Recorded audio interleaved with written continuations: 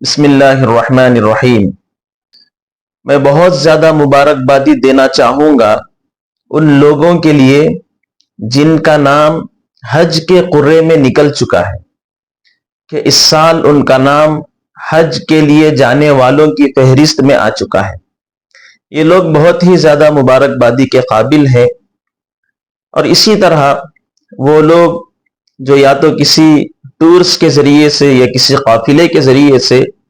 اس سال حج کے لیے جانے والے ہیں۔ حج کے لیے جانے کی بہت زیادہ فضیلتیں ہیں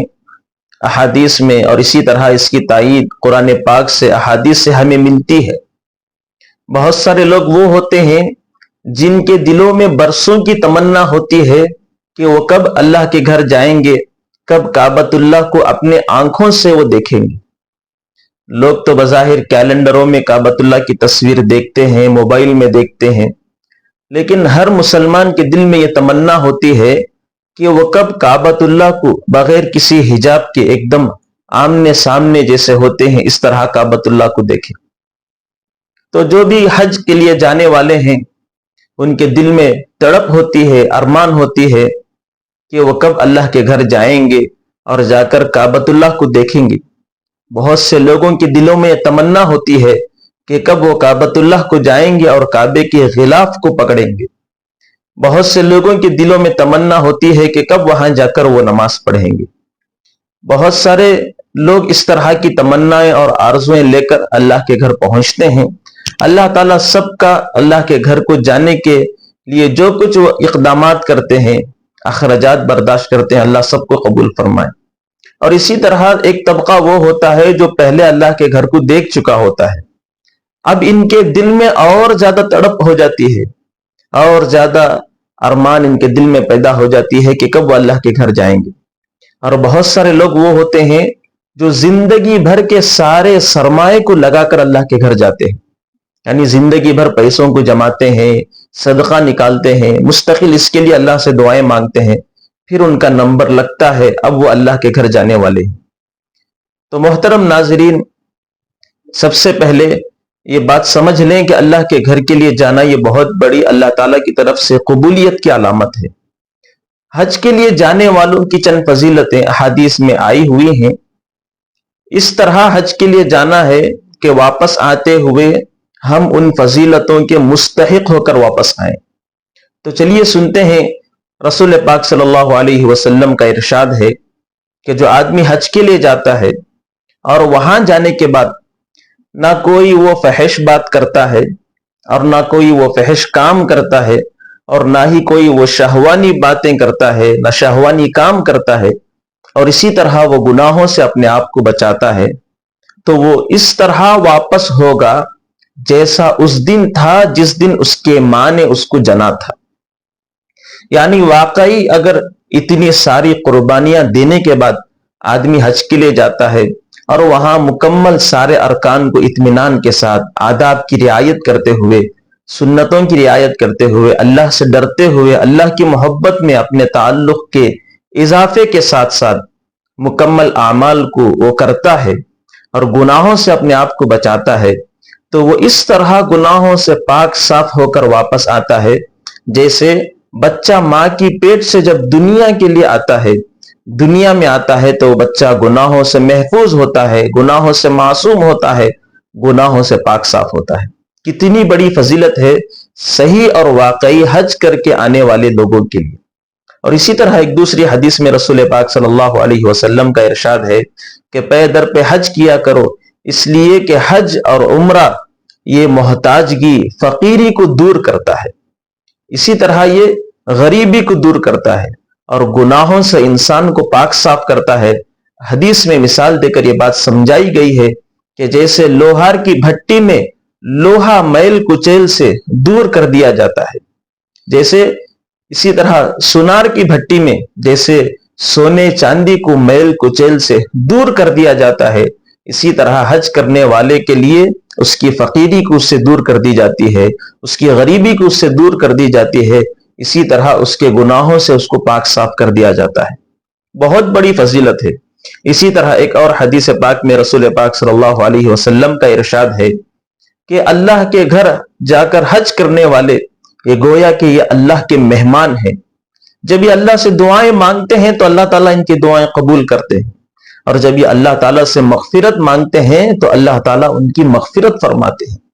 بہت بڑی فضیلتیں ہیں ان لوگوں کے لیے جو واقعی ان فضیلتوں کے مستحق ہونا چاہیں. اسی طرح ایک حدیث پاک میں آیا ہے کہ جب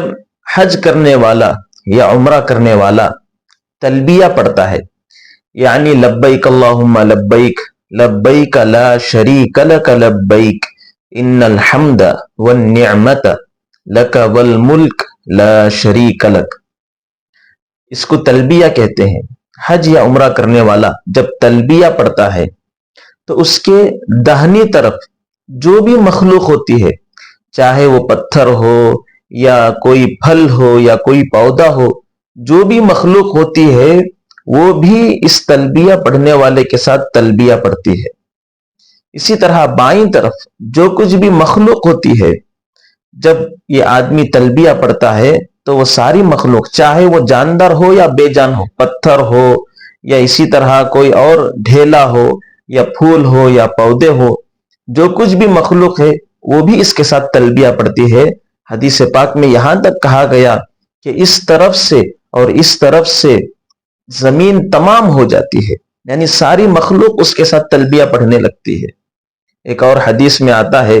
کہ جب حاجی حج کے لیے جاتا ہے اور جب وہ حج کے ارکان کو ادا کرتا ہے، جب وہ عرفہ کا دن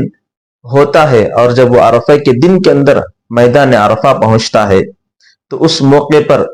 رسول پاک صلی اللہ علیہ وسلم نے ارشاد فرمایا کہ وہ دن اللہ کے یہاں بہت زیادہ فضیلت والا دن ہے. اللہ تعالیٰ اس دن آسمانوں کے سب سے جو پہلا آسمان ہوتا ہے، یعنی اللہ تعالیٰ عرش پر سے پہلے آسمان پر اتر جاتے ہیں اور اتر کر فرشتوں سے تفاخر کے طور پر، افتخار کے طور پر فرشتوں سے یہ کہتے ہیں کہ دیکھو جن کے بال بکھرے ہوئے ہیں، پراگندہ ہیں، اور اسی طرح سفر کی وجہ سے ان کے کپڑوں پر گرد و غبار ہے، دھول ہے، میل کچیل ہے، یہ سب میری رحمت کی امید لے کر میرے دربار میں پہنچے ہیں، میری رحمت کی امید لے کر میرے دربار میں پہنچے ہیں. نہ انہوں نے میری رحمت کو دیکھا ہے، نہ انہوں نے میرے عذاب کو دیکھا ہے. پھر اللہ تعالیٰ فرماتے ہیں کہ اے فرشتوں، تم گواہ رہنا کہ میں نے ان سارے لوگوں کی مغفرت کر دی ہے. فرشتے اللہ سے پوچھتے ہیں، یا اللہ تعالیٰ آپ ان سب کی مغفرت کر رہے ہیں، حالانکہ اس میں ایک آدمی ایسا ہے جو نہایت درجے کا بدکار ہے. فرشتے اللہ سے سوال کرتے ہیں کہ بہت زیادہ گناہ کرنے والا، نہایت انتہا درجے کا بدکار آدمی ہے، تو اللہ فرماتے ہیں کہ میں نے اس کی بھی آج مغفرت کر دی ہے. رسول اللہ صلی اللہ علیہ وسلم اس منظر کو بتا کر یہ فرماتے ہیں کہ عرفہ کے دن سے زیادہ کبھی جہنم سے لوگوں کو آزاد ہوتے ہوئے نہیں دیکھا گیا ہے. یعنی جتنا جہنم سے اللہ تعالیٰ جہنمیوں کو عرفہ کے دن آزاد کرتے ہیں، جہنم سے نکالتے ہیں، اتنا کسی اور دن نہیں دیکھا گیا ہے. جب یہ سارا موقع ہوتا ہے تو حدیث پاک میں آتا ہے کہ رسول اللہ صلی اللہ علیہ وسلم نے ارشاد فرمایا کہ شیطان کو اس دن سے زیادہ کبھی جلا ہوا، بھنا ہوا، پھٹکارا ہوا، اسی طرح اسے پریشان کبھی نہیں دیکھا گیا جتنا وہ عرفہ کے دن دیکھا جاتا ہے. کہ بڑے بڑے گناہ گار لوگوں کی اللہ تعالیٰ مغفرت کر رہے ہیں، اللہ تعالیٰ کی رحمت اتر رہی ہے. حدیث پاک میں آتا ہے عرفہ کا دن ایسا دن ہوتا ہے کہ جس دن اللہ تعالیٰ کی رحمت بارش کی طرح نازل ہوتی ہے، بارش کی طرح برستی ہے، جیسے موسلا دھار بارش، یعنی جو بہت زیادہ بارش ہو اسے موسلا دھار بارش کہا جاتا ہے. جیسے موسلا دھار بارش برستی ہے اس طرح اللہ کی رحمت برستی ہے. اللہ کی اس رحمت کو دیکھ کر اور بڑے بڑے گنہگاروں کی مغفرت ہوتے دیکھ کر اس دن شیطان بہت زیادہ جلا ہوا ہوتا ہے، بھنا ہوا ہوتا ہے، پھٹکارا ہوا ہوتا ہے، بہت زیادہ پریشان نظر آتا ہے. یہ سب ان لوگوں کے لیے فضیلتیں ہیں جو اللہ کے لیے حج کرنے والے ہیں، جو صحیح معنی میں اللہ کے دربار میں پہنچ کر اللہ کے حکموں کو پورا کرنے والے ہیں. اسی طرح حضرت ابو ہریرہ رضی اللہ عنہ ارشاد فرماتے ہیں کہ ایک آدمی رسول اللہ صلی اللہ علیہ وسلم کے پاس آیا اور آ کر پوچھنے لگا کہ کون سا عمل افضل اور بہتر ہے؟ تو رسول اللہ صلی اللہ علیہ وسلم نے ارشاد فرمایا کہ اللہ اور اس کے رسول پر ایمان لانا یہ سب سے بہترین عمل ہے۔ پھر اس آدمی نے پوچھا کہ اس کے بعد کون سا عمل افضل ہے؟ تو رسول اللہ صلی اللہ علیہ وسلم نے ارشاد فرمایا کہ اللہ کی راہ میں جہاد کرنا۔ پھر اس آدمی نے پوچھا کہ پھر اس کے بعد کون سا عمل افضل ہے؟ تو رسول اللہ صلی اللہ علیہ وسلم نے کہا کہ حج مقبول یہ اللہ تعالیٰ کو بہت زیادہ پسند ہے۔ ایک حدیث پاک میں آتا ہے کہ جب آدمی حج کے لیے جاتا ہے یا عمرے کے لیے جاتا ہے، وہاں جا کر اگر وہ کچھ خرچ کرتا ہے یا حج کے لیے وہ اپنے رقم کو لگاتا ہے، یہاں سے جانے کے اخراجات میں وہ اپنے رقم کو لگاتا ہے، گویا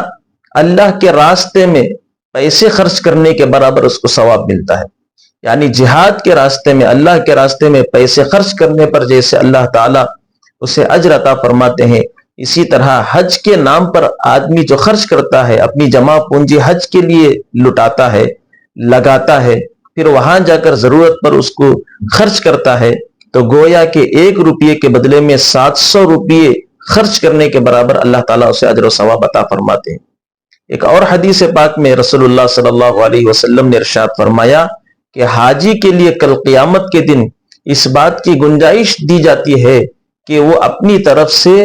400 گھرانوں یا 400 آدمیوں کی وہ سفارش کر سکتا ہے۔ کتنی بڑی بڑی فضیلتیں آئی ہوئی ہیں۔ ایک حدیث پاک میں ہے کہ رسول اللہ صلی اللہ علیہ وسلم نے ارشاد فرمایا کہ بیت اللہ پر روزانہ 120 رحمتیں اترتی ہیں، ان میں سے 60 رحمتیں صرف طواف کرنے والوں پر اترتی ہیں، اور 40 رحمتیں وہاں نماز پڑھنے والوں پر اترتی ہیں، اور 20 رحمتیں کعبۃ اللہ کو صرف دیکھنے والوں پر اترتی ہے۔ واقعی یہ مقدس جگہ ہے، یہاں جانے والے بھی لوگ بانصیب ہیں، مبارکبادی دیے جانے کے قابل ہیں۔ تو بہت سارے وہاں کے جو اہم ارکان ہیں، اہم فرائض ہیں، واجبات ہیں، ان کو ضرور سیکھ کر جائیں، ضرور ان پر عمل کر کے اپنے آپ کو ان فضیلتوں کا مستحق بنائیں۔ ریاکاری سے، دکھلاوے سے، شہرت سے، نام و نمود سے اپنے آپ کو بچائیں۔ بہت سارے لوگ نیت الگ الگ کرتے ہیں، صحیح نیت ہونی چاہیے۔ حج کے لیے جب ہم جائیں تو ہماری نیت اللہ تعالیٰ کو راضی کرنے کی نیت ہو، اللہ تعالیٰ کے ساتھ اپنے تعلق کو بڑھانے کی نیت ہو۔ تو ان سب نیتوں کو درست کر کر اگر ہم اللہ کے راستے میں جاتے ہیں، حج کے لیے جاتے ہیں یا عمرے کے لیے جاتے ہیں، اللہ سے اس بات کی ضرور امید رکھنی چاہیے کہ اللہ تعالیٰ ہمارے ان حج کو، ہمارے ان عمروں کو، اللہ تعالیٰ ہمارے ان افعال کو اللہ قبول کریں گے۔ السلام علیکم ورحمۃ اللہ وبرکاتہ۔